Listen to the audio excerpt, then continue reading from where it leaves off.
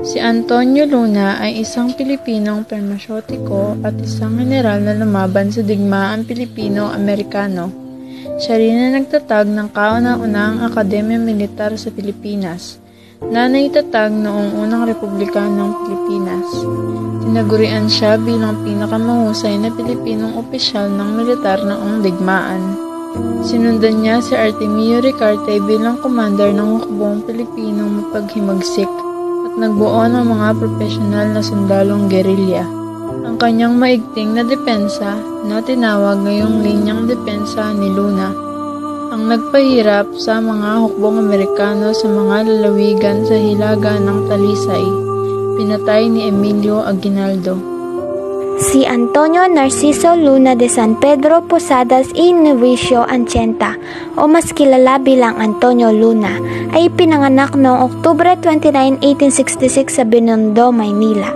Siya ang bunsong anak ni Joaquin Luna de San Pedro y Posadas at Laurena Novicio y Anchenta.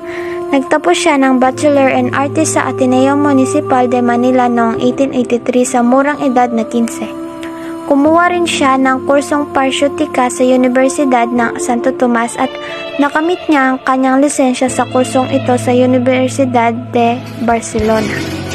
Natapos din siya sa pagkakadalubhasa sa parmasyutika sa Gante, Belgica sa propesyon na isa siyang parmasyutiko. Nasawi si General Luna noong ikalimang araw ng Hunyo 1879 sa Cabanatuan sa lalawigan ng Nueva Ecija. Nagtungo siya roon sa pagtupad sa isang ipinalalagay na pagtawag ni General Aguinaldo upang dumalo sa isang pulong. Habang nasa loob ng simbahan ng Cabanatuan, binaril siya ng mga sundalo ni Aguinaldo na hinihingi niyang bigyan ng disiplina. Sa pagkamatay ni Antonio Luna, nawalan ng isang dakilang kawal at pinuno ng revolusyon ang unang Republika ng Pilipinas. Ibinuwis niya ang kanyang buhay para sa ikabubuti ng ating bayan. Ngunit ang hindi ko maintindihan bakit kailangan patayin ng Pilipino ang kapwa niya Pilipino. Kapalit ng lahat ng buhay na ibinuwis, utang na loob nating malaman ang kanilang kwento.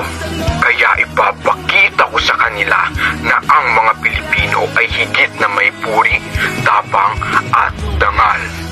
Ngunit, mga kapatid, mayroon tayong mas malaking kalaban kaysa sa mga Amerikano.